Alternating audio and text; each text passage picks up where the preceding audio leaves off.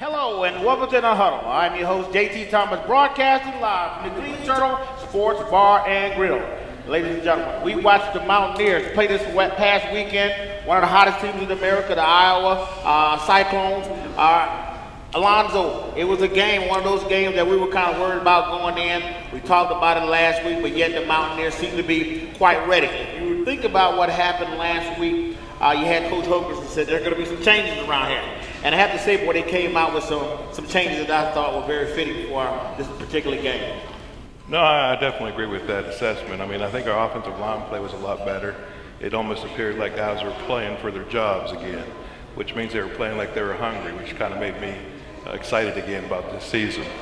You know, Jordan, you and I have going back and forth on this, and we talked about the dynamics of how potent this offense could potentially be. A lot of stars. We saw Will Greer come out the box, threw a touchdown that got called back. Talk about how that probably transpired and what the players had to feel like coming to a big game such as the Iowa State game. You go into the game like that and you're very hyped up. You just can't let the emotions take over, because then that's when you start doing too much and you try to basically do more than what you're supposed to do, and bad things usually happen. So, I know Dana was talking to them, just play within the element, play within your game, don't do too much, and just execute the game plan, and that's what they did. They ended up executing that game plan. Last week, and I have to say last week we sat here after watching the team put 50 points on us, we were really concerned about the Mountaineers playing what America calls one of the hottest teams in America, as they were coming in here, I believe, as one of the top teams in the Big 12. But yet,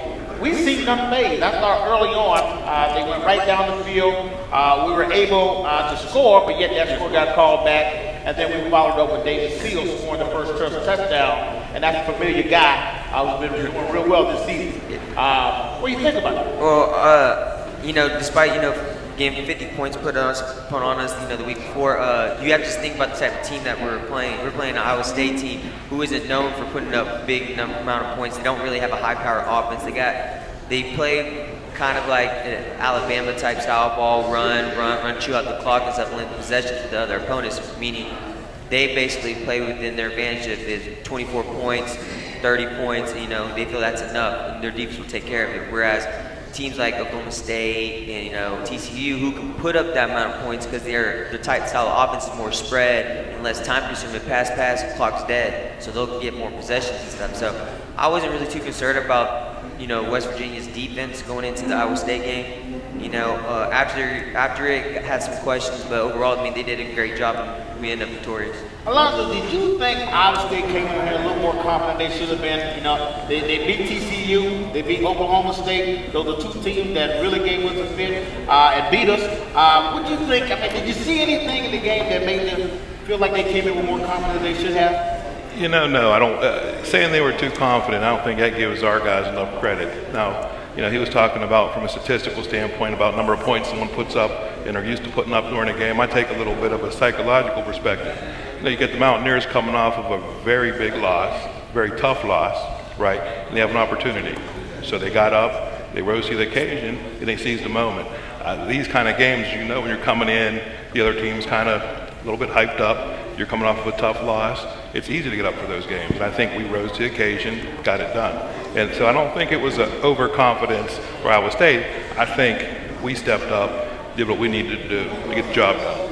I just think that first half, to me, Iowa State they seemed kind of stunned. They weren't really playing, or it didn't seem like they were able to get their footing in that first half of the game. I just did not see something that said that this team was, quote-unquote, America's most talked about team being as successful as they were. I was really looking for them to be more productive than they actually were. Did you see anything that kind of made them look like they were off, or did you know of anything that happened with that team? With Iowa State, well, first of all, they're playing in Morgantown, which you can ask any Big 12 team. It's one of the toughest places to play. The fans did a great job, staying in the game, making it rowdy for the Cyclones on the road. So playing in Morgantown on the road, where it's a big game and so-called rivalry matchup, as they would like to put it, it's tough. It's tough to, on the first drive, first possession, even the first half, it's tough just to get your foot in the ground.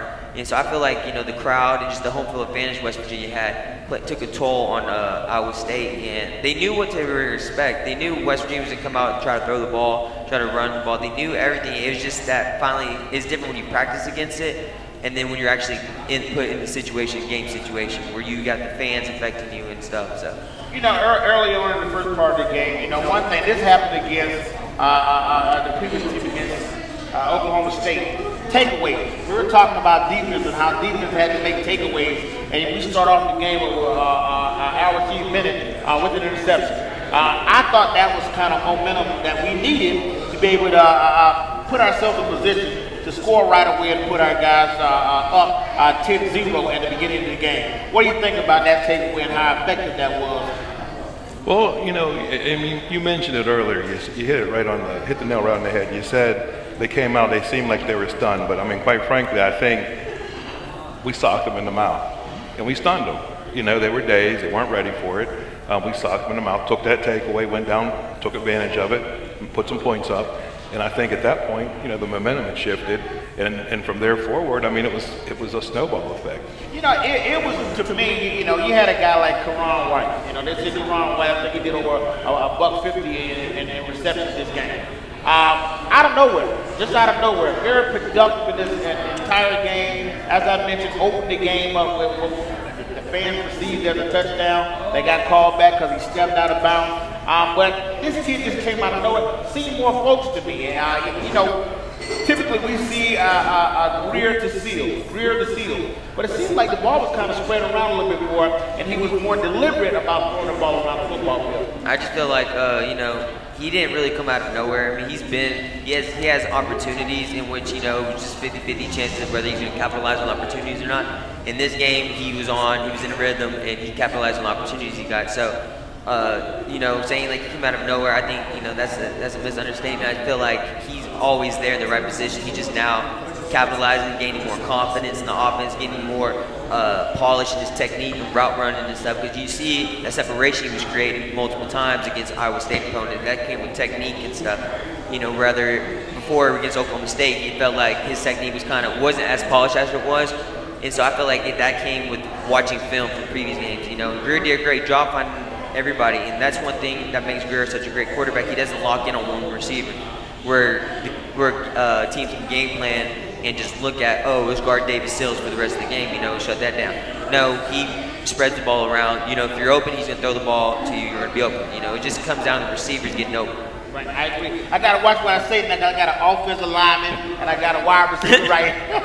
But all in all, we're going to talk about, on the opposite side of that, Alonzo, I'm sure you're going to appreciate it. The offensive line really kind of took control of this game. They, for the most part, whatever happened last week, they had their stuff together this week, and they kept Greer available to be able to do what he did. Oh, absolutely. I think that's the main difference between two games. I think had our offensive line play the previous week been similar to it was this last week, there would have been no question we'd have won that game. Offensive line play is assignment football. It's all assignment football. And I saw guys this last week here against Iowa State making their assignments, making their blocks, picking up blitzes.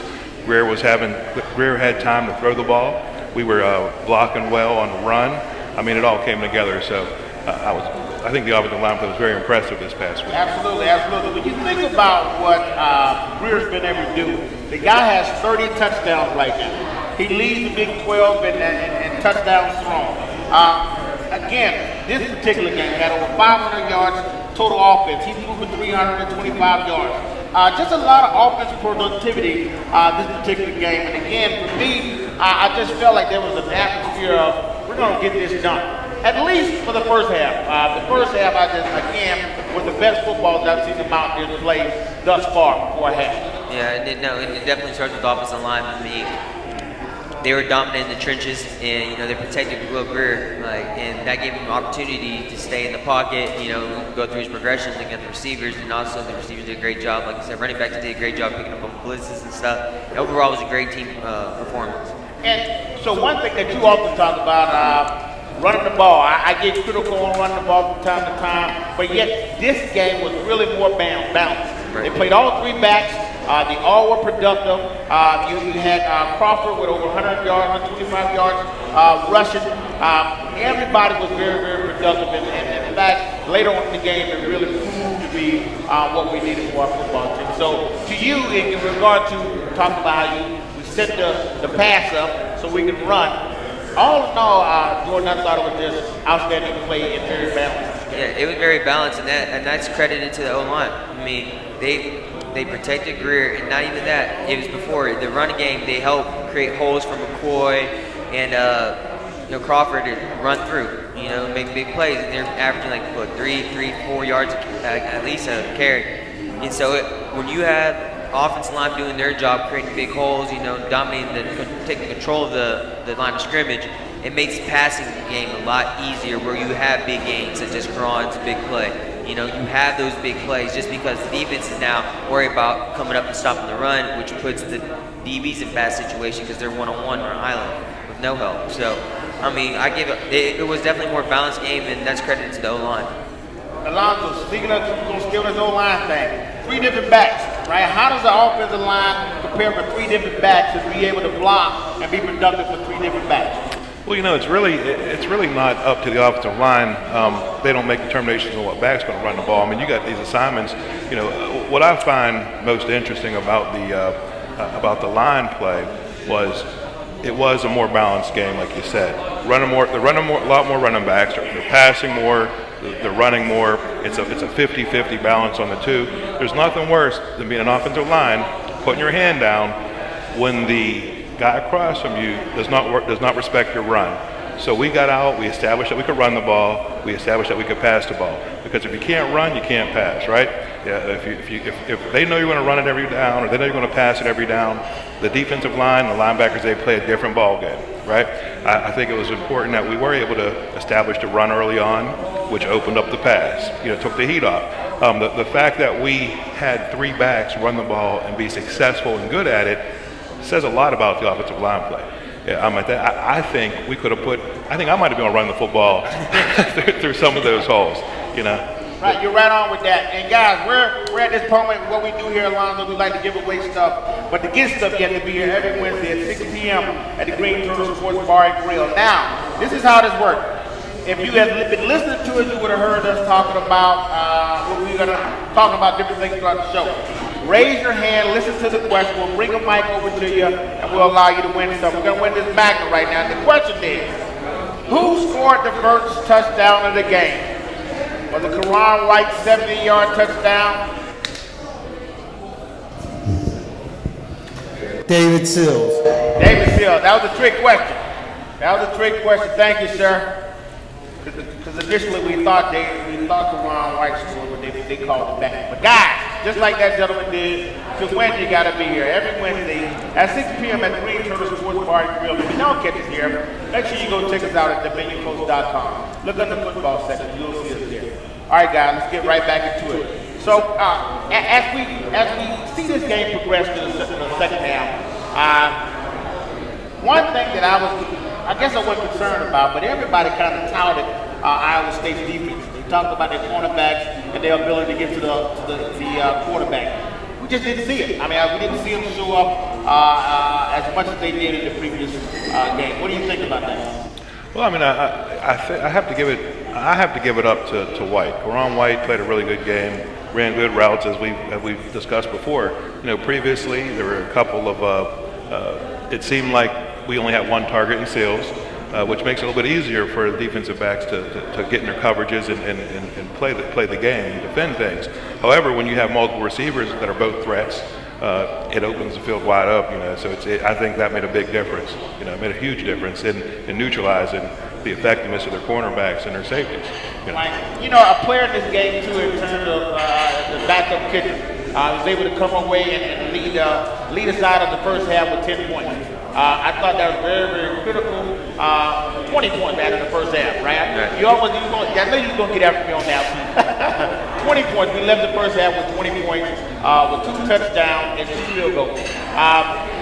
Talk about how important that scoring was for that first half of the game. The kicker to be able to come away with 2 field goals that got us up before it happened. You know, for the kicker to come up, step in a position that he hasn't had a lot of experience in, and, you know, knocking down those 2 field goals, it gave him confidence, and, you know, just gave him a rhythm where, you know, if it came down to a clutch situation with West Virginia, you know, down 2, needing a game-winning field goal to win the game, he was going to knock it down because he had all the confidence in the world. He already knocked down 2 previously. So I feel like those two field goals also help bridge a gap between, you know, and West Virginia. Like, okay, now instead of us playing a little bit tight, you know, we can actually play loose a little bit because we have a lot of breathing room. So I feel like those 2 field goals were very crucial. I agree. Now, one stat I want to talk about, guys, is that in the red zone right now, we're 90% or 80% in the red zone, 90%, 35, we're 35 out of 39, 90% in the red zone. That in itself, I think it just was made West Virginia score 30 touchdowns in the first part of the season. What do you think about that red zone scoring rate of 90%? I mean, as you know, that's pretty exceptional. I mean, pro teams struggle with red zone scoring because you're playing against a shortened field. It takes away a lot of the pass plays you can run. It kind of gives the defense a little bit of an advantage. So the fact that we are able to be so efficient and effective scoring in the red zone says we do a lot of things right. We just be a little bit more consistent with it, and I think we could probably win out the rest of the season with this red zone offense. I agree. Now, guys, I have to do this. We got to get to the second half. Right? The second half is going to probably talk about defense a little bit. Coming in the second half, now coming off of the halftime, what do we do different that caused us not to be as effective as we were in the first half? I would think it was just we just didn't make adjustments. Iowa State came out making adjustments, you know, from the first half of what we were running. We ended up running the same stuff we ran in the first half, which it's understandable, like, after, you know, a possession or two, to, like, okay, realize Iowa State made an adjustment, we need to try something else. You know, but when you keep doing the same thing over and over again and expecting different results, that's insanity. That's the definition of insanity. And so, not making adjustments in the second half, you know, almost backfired against us. You know, Iowa State kept Iowa State in the game. You know, we weren't moving the ball. Everything just became stagnant. And, you know, defense was on the field a lot of the times, and they got tired. And when you get tired, you know, from defense, you know how it's hard. And Iowa State started executing and started scoring, so the game ended up being a lot closer than what it should have been, just because of the lack of adjustments that were made in the second half. Now, one thing that I would say in regard to the defense, we had injuries, right? Those injuries kind of hurt us. We had young guys out there playing, and I'm really trying to pick up the slack. I think that may have had a little something to do with them being able to score. But what do you think about us getting those injuries in the second half? I mean, injuries definitely played a role in the shift in momentum. I mean, you get a couple key players out, it is a little bit demoralizing. You know, then you get the young guys coming in, are less experienced. I mean, let's face it, practice experience is not the same as game experience, and it's a different game. So yeah, no, it definitely impacted both the morale and the just the technical level of play. I mean, there's a reason those guys are backups. I mean, no disrespect to them, but there's a reason you got number 1 and number 2. You got your number 2 on the field. Obviously, you're going to lose a little. You know what? Lastly, what I talk about, what I was concerned about, Jordan, is depth on our defensive line. I was worried about the second half. We're going to have enough depth to be able to apply pressure to the offense, and I thought we did okay, but I thought it showed itself as the game got a little long. Yeah, I mean, it definitely showed us something. Like you said earlier in earlier shows, that depth was definitely one of our Achilles' heel. You know, we're not as deep as other teams, you know, so-called championship teams, as people would put it. But I mean, the guys who stepped in, they did a good job. They did the job well enough in order for us to win that game. Now the question is, if we go against a tougher opponent, you know, more competitive opponent, such as, you know, Oklahoma in the last game of the season, and we're put in the same situation, how are they going to capitalize in a big game situation against a tougher opponent, you know, and this one's going to be on the road.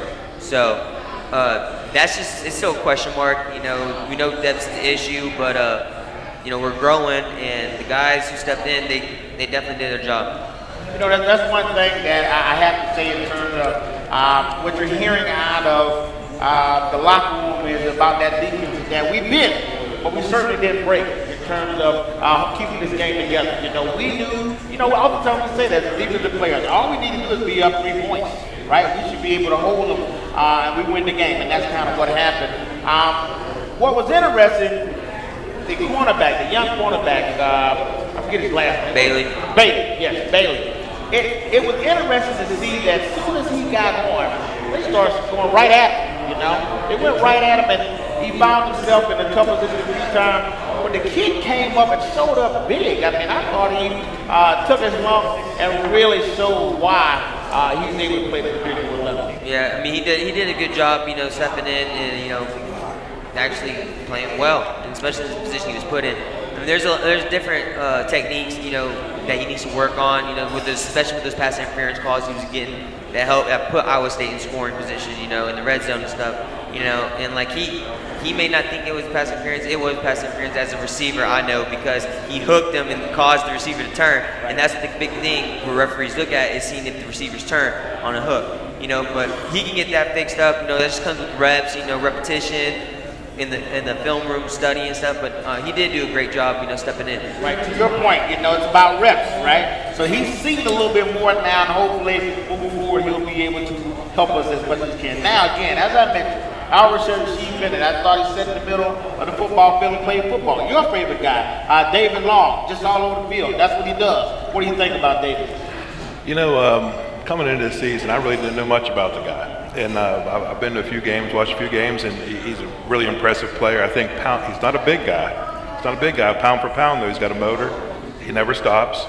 He's all over the field, and he's really aggressive. He plays a lot bigger than what he is, and he plays a lot faster than most outside linebackers I've seen play the game. So he's a pretty exciting player in my book. I like to watch him. All in all, what I've noticed about our team, guys, is that they play together. You know, I sat here last week and I was very critical on our defense. I'm a former defensive player. I felt like I could say what I wanted to say after getting 50 points on it. But I have to say, man, those guys kind of regrouped and really went out there and played together. I mean, I didn't see one particular superstar on that defense. I saw a bunch of guys playing together. Did you see something similar?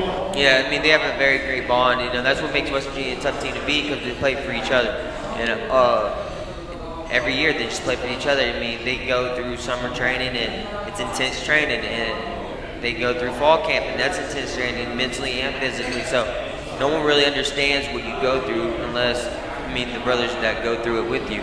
So I feel like they, you know, selfishness, they don't care about the glitz and the glamour, you know, they just care about winning. Because, I mean, with winning comes the glitz and glamour, but first you got to win, you know. So for that defense, they pull together. They show single-handedly what West Virginia's about. You know, they play for the logo, West Virginia. They play for the state, West Virginia, the people of West Virginia. They don't play for the name on the back. And it's pretty evident when you watch our defense play. I agree. Now, what I didn't see any worry on that defensive side of the ball. And that's been a consistent theme throughout this year, is that they don't worry on offense, and you don't see them get all flustered, and they certainly don't worry on defense. I mean, even when they've been in close games, they've been able to, I mean, truly, I didn't see anything that looked like they were confused or worried. I think they were worried.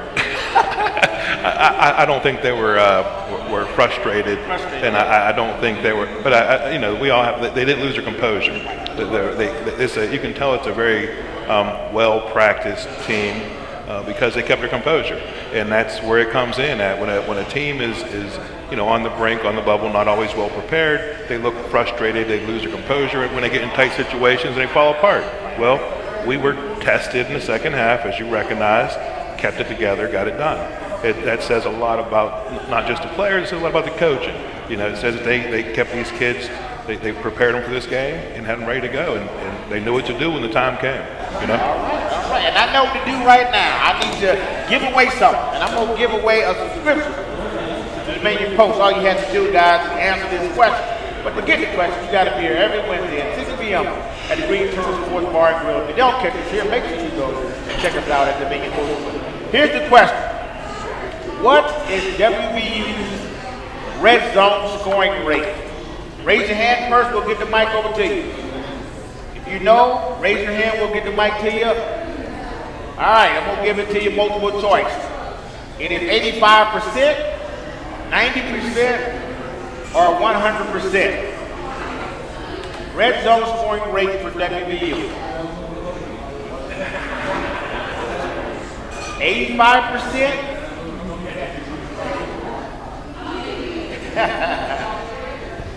What do we have? I said 85%. It is not 85%. We got a hand up over there. I'm going to go 90%. 90%. That is it. That is it. 90%, sir. You are correct. Guys, again, all you have to do is listen up, pay attention, and bam, you can win, win, win. But to do that, you got to be here every Wednesday at 6 p.m. at Green Turtle Sports Bar and Grill. If you don't catch us here, make sure you go to dominionpost.com and you can find us there. All right, guys, let's keep moving. Now, one thing that I'm not going to even harp on very much, special teams. We talk about three sides of the ball. Offense, defense, special teams, who aren't bad. I'll say that much. Weren't bad. There was no big breaks to kickoff return. Obviously, I'm always looking to see us do stuff on punt return, but all in all, I didn't think it was a bad day for the Mountaineers on special teams. No, it wasn't a bad day. You know, it was nothing exciting. I mean, you'll have those games, but nonetheless, they executed. They didn't turn them all over on special teams. You know, we didn't give up any big returns on a kickoff return or punt, or kickoff and punt. So I mean, overall, it was a good special teams day. Right. Allows the three sides of the ball. We got to talk about special teams. What do you think about special teams? Well, I mean, special teams, as you know, they're special, right? Is that what the coach always said back in the day? And when you don't give up the big play, eventually, if you play well on special teams, you can actually gain a pretty significant field advantage through the course of a game. I mean, if you're beating them on the net punt by 5 yards a punt, guess what? Eventually, after 4 punts, you gain 20-yard field advantage. So I mean, it's special teams are important. Same with kickoff. You know, so I think we played well, eliminated some of the mistakes that we had early on in the season. And it makes a difference, you know. I agree. So what Alonzo was alluding to, I say this every week. I love saying it because Coach Neal used to tell us this: special teams are for special guys. And I have to say, the Mountaineers did their job this weekend. And one guy in particular, the punter, Kenny. I thought he put one on the 1 or 2 yard line. They're very critical for WVU, and we were able to hold them, and it worked out pretty well for us. So again, all in all, I thought special teams worked out pretty well for us.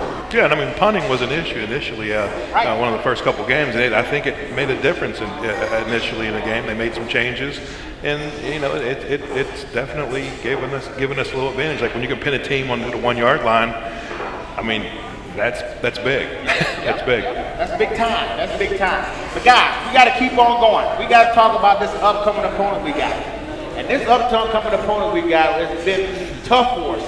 Jordan, you know a little bit about them. Yeah. Kansas State Wildcats, you know, we're 1-4 against them. 1-4 against them. What are we going to do? Going up to Kansas State, Manhattan, Kansas this weekend. How do we get ready for this game? Well, we never beat them in Manhattan. And like you said, we're 1-4. When you go into this game, the thing what makes Kansas State so good is that they're very disciplined. They're a very disciplined, sound team. They play for Bill Snyder. They play for each other, and what they do is, with them being so disciplined and just fundamentally sound, they heavily rely on the other team being themselves. So when we go into Manhattan, we can't be ourselves. We can't make the silly mistakes, the errors, the mental breakdowns where you miss a play assignment. You can't do that against this team because they will capitalize on it and then they would end up victorious. So. From past experience, that me in my career never ever beaten Kansas State is because we shot ourselves in the field multiple times. We went to Manhattan my senior year in 2015, and we were dominating the game. And but nevertheless, we shoot ourselves in the foot on defense. Offense shoot ourselves on the foot. Defense gets stopped, both turn the ball over and stuff. We just kept shooting ourselves in the foot, and it came down to a kickoff return from Kansas State. We went up by 4, with like 2 minutes left in the game. We finally have them. We kick the ball off. The guy takes it 103 yards to the end zone, and we end up losing the game. And it's just because one guy decided to do too much and ran out of his lane, caused a big opening, and they creased us, and that's how they beat us. And that's basically how Kansas State is. They're very fundamentally sound, and they rely on the opponents to shoot themselves in the foot. And it's been successful for them for multiple years.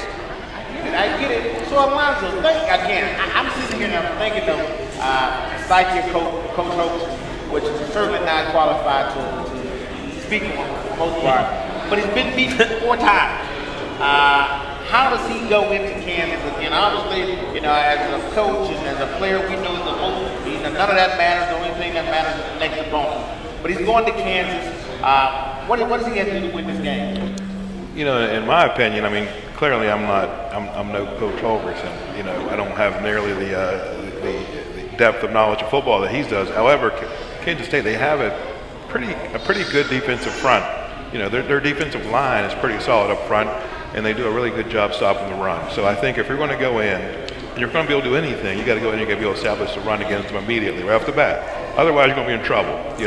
If you don't take their minimum way, run the ball on them a few times, show them you can run the ball on first down, show them you can gain some positive yardage on second downs, and loosen up the defensive backfield a little bit, loosen up the linebackers. I mean, JT, when a team runs against you a few times, the linebacker, you're starting to get on your toes, right, waiting for that run. Well, we got to do that against these guys because I think that's where the key to the game lies, establishing a run against them right out the blocks, and then going to the air. I agree with you. I mean, as you just mentioned, they're so fundamentally sound.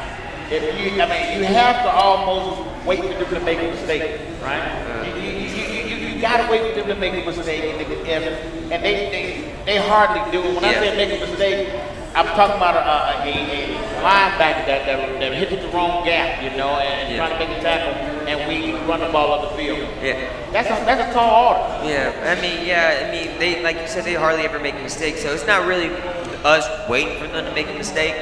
It's just us capitalizing on stops and stuff. So when we stop Kansas State, offense needs to go score. Because if you really break it down, just go by the matchups.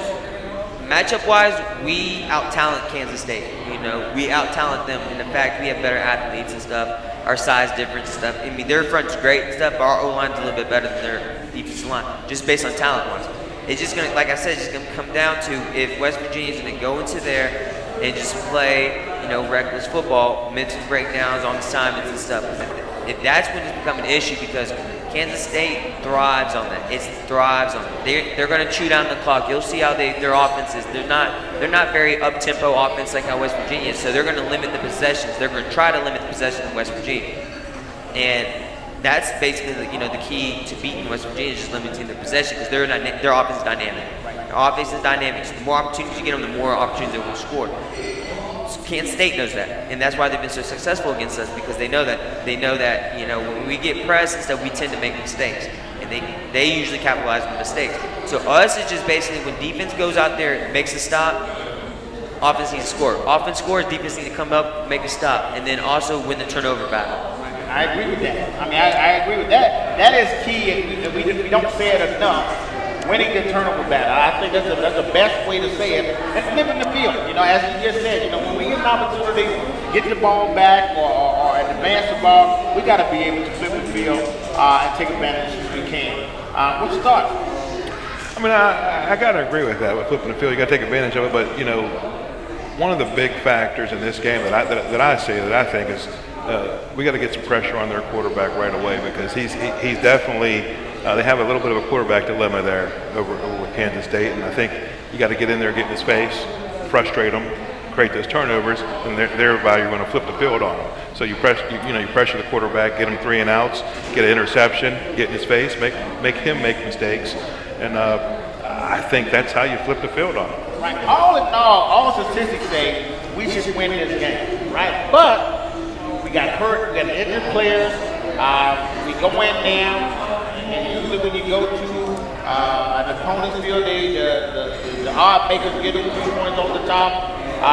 It becomes much harder for us to win this particular weekend. Not to say that we won't, but boy, it becomes very hard to go up there with a few guys down, with the mentality we haven't beaten before, and the fact they're going to be ready for us. I'm really interested to see how we take on the challenge. I agree with you. We got 5 weapons. Will Greer, 4 or 5 receivers that we have, we should be able to score them.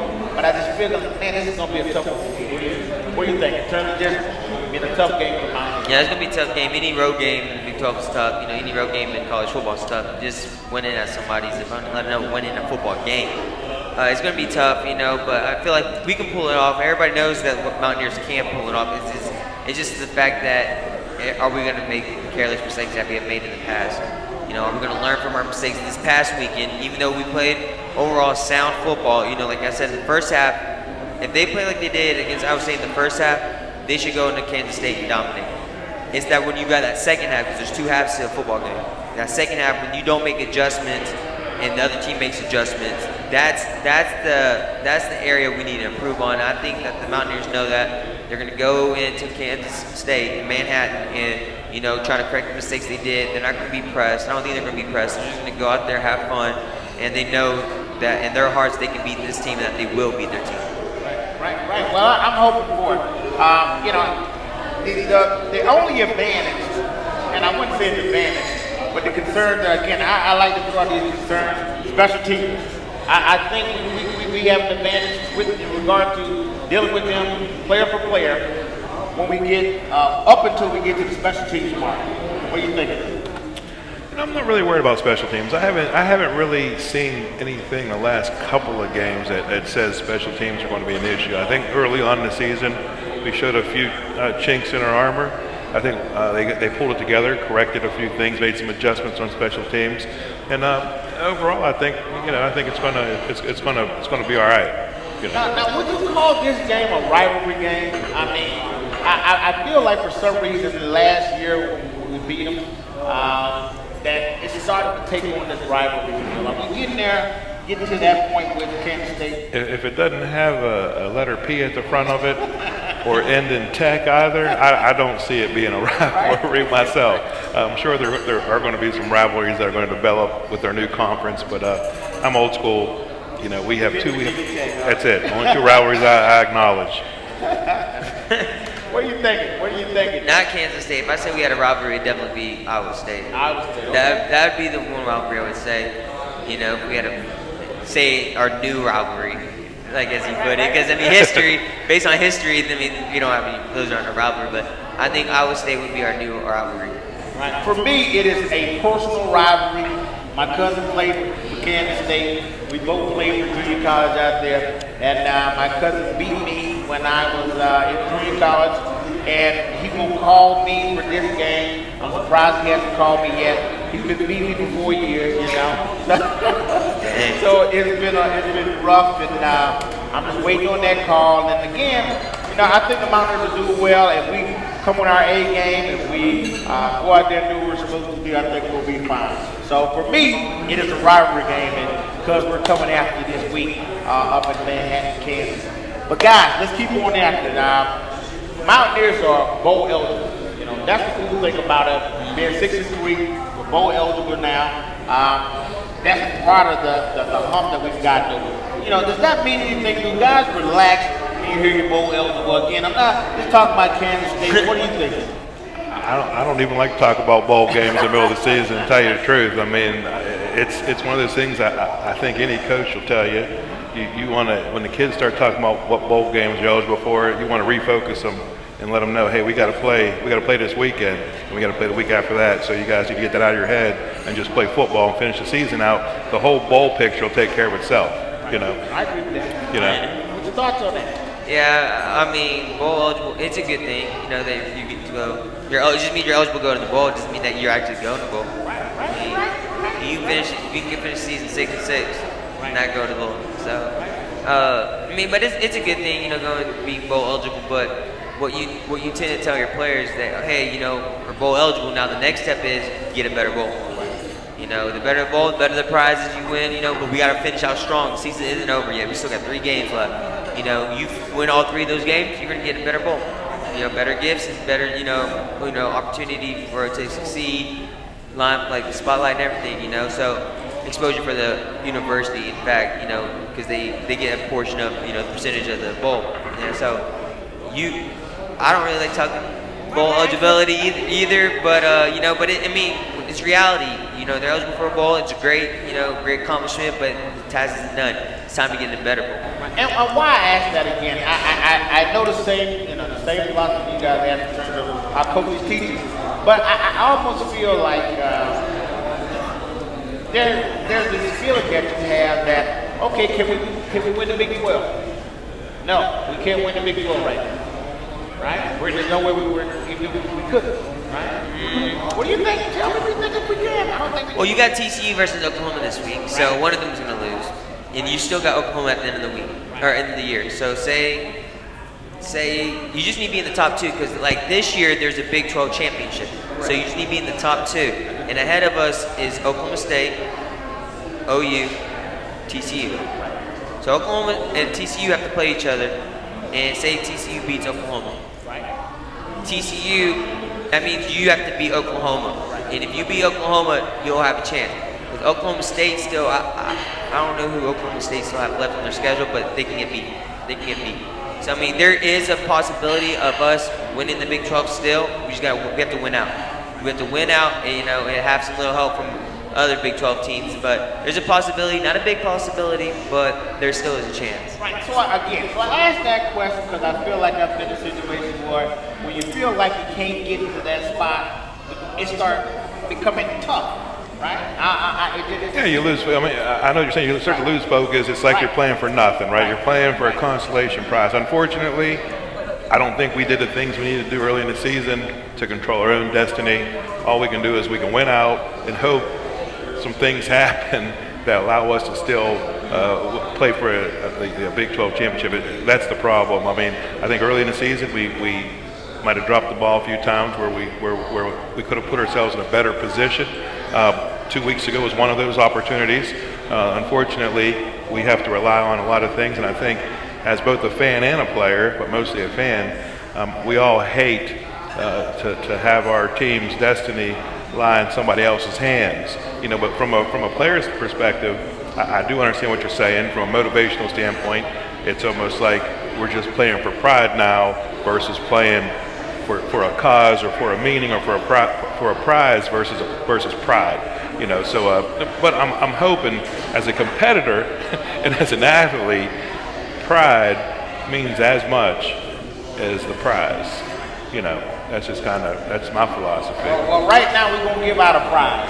We're gonna play with some prizes right now. So guys, to get stuff, win stuff, you gotta be here every Wednesday at 6 p.m. at the Green Turtle Sports Bar and Grill. And all you have to do is listen to the conversation we have and just answer the question right. Question of the day. All you have to do is raise your hand. We'll give you the mic. We'll come over you. We'll let you try to win something here.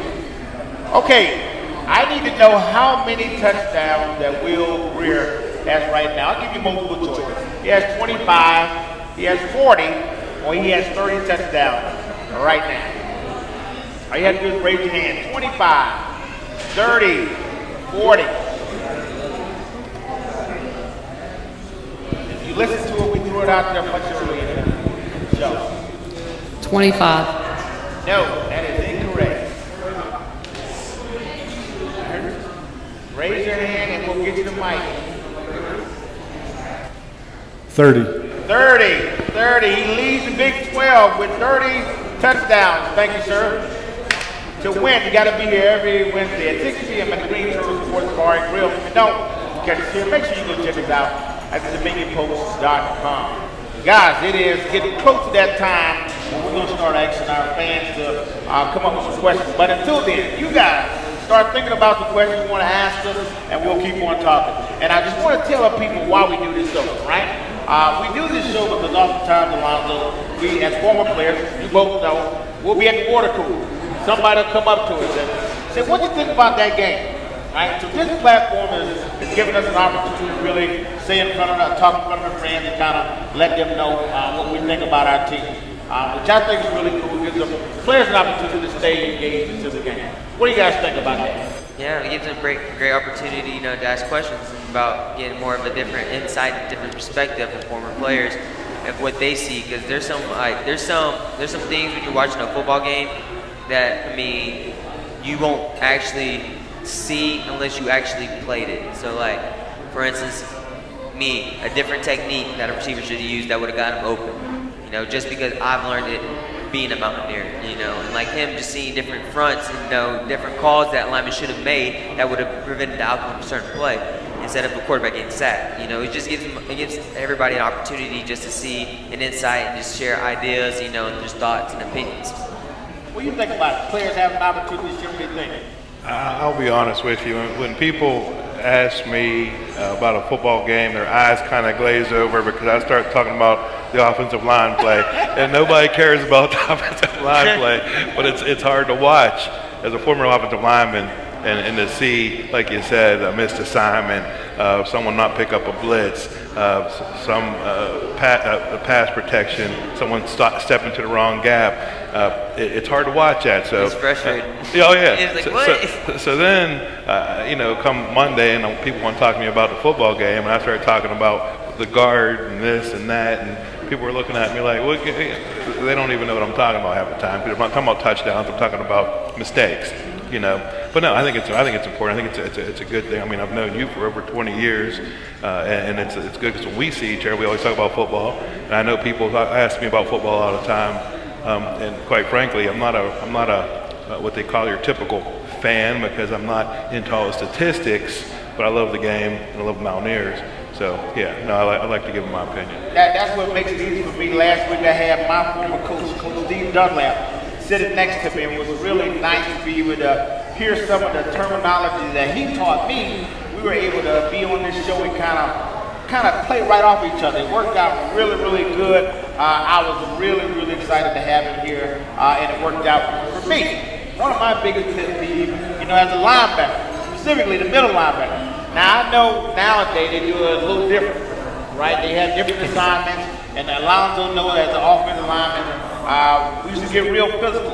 We talk about playing downhill, right? Downhill, filling gaps, and making big holes. What I just hate when they run off tackle on us. When you get somebody running off tackles on us and get up in that alley on us, and we're not showing up there, oh man, it's just a rough time for me. I can't handle it. It's so important to fit up in there, and our guys do a better job more so than not. But when they don't, I just go absolutely crazy.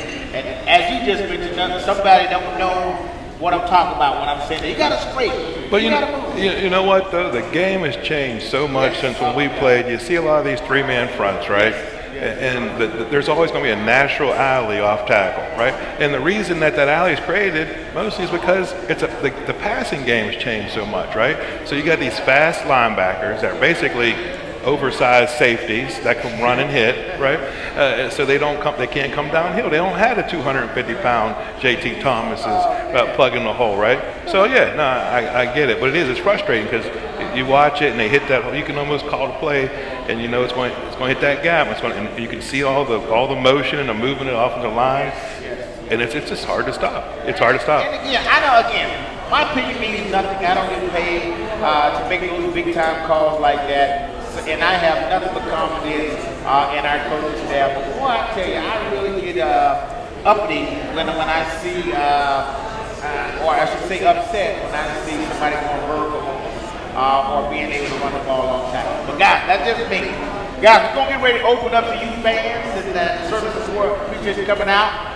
If you would raise your hand, we will bring a mic to you and let you ask this question. We'll answer to the best of our ability. What do we got? Oh, there we go. I like that. So Jordan, we have 3 receivers up for the Biletnikoff Award. Yeah. And it seems like they're logging like up to 7 to 10 miles a game because they really don't have anybody coming in to support them. So you were in a similar situation, the fact that you had like Stedman and Tavon and, you know, McCartney, J.D. Woods, all these great receivers. You know, what does a young person have to do to step up and get the confidence of the quarterback? You know, To step up and get the confidence of the quarterback, it starts in practice. You know, so it just when you get your reps with the quarterback and he makes the throws, just make plays. You have to make plays, and that's how you build your confidence up. You know, for me, Gino, I played with Gino my last year. My first year, his last year was Tavon instead. And I gained his confidence and his trust through practice. So I was put in a situation where, I was actually coming in for Tavon, and then when we ran 4 receiver set, I was the 4th receiver, and I would go in with Stedman, Tavon, and Ivan McCartney or J.D. Woods, whatever. And so when the defense was so focused on them, it was basically just leaving me wide open, and Gino would hit me, and I would make plays. And so just building that confidence, and that trust with the quarterback, it provides for you to have opportunities. You just got to capitalize on them. I just think it's amazing, man, to watch. As you guys just mentioned, we have so many guys. A couple, 3 guys that are doing so well. And he really can throw that ball to any guy he wants. Yeah. And have a productive game. It makes the quarterback job a little bit easier when he doesn't have to rely on 3rd down just to look at one receiver. It makes it a lot easier when he has a lot of more options that he knows he can count on and trust and get the job done. And that's why we have 3 receivers in the race for the Blitnikoff. Sills, Perron, and Gary Jennings. Any more questions? Any more? Oh, there we go. There we go. Right on key. She will ask us a trivia question. Let's see what she got. Okay. She usually gets us pretty good. She makes it difficult for us. For you.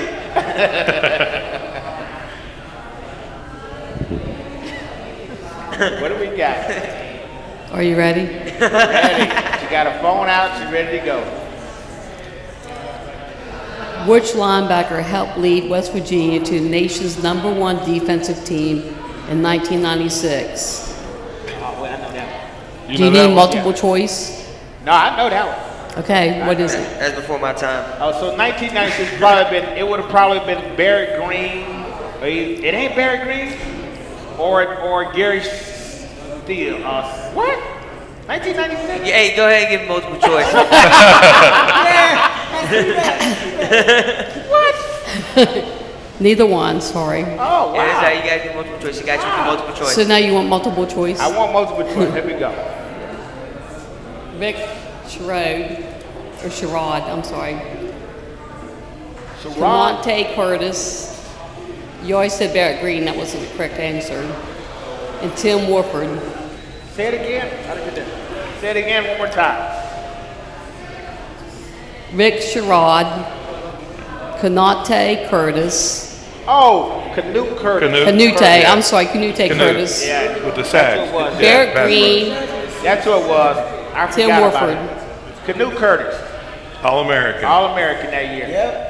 Yeah, that's who it was. And then Yeah, you got it. yeah, that's About time, that's right? sad. He guessed 3 That's- times. That's really sad too. That's sad on my behalf because my first practice going to West Virginia, I was walking up Stewart Street, and I was walking to the stadium, and you put your hand out, anybody would pick you up. I got picked up by this guy, and he's taking me to the stadium, and I get ready to get out of the car, and he was like, "Good game, Canute," and he was saying it to me.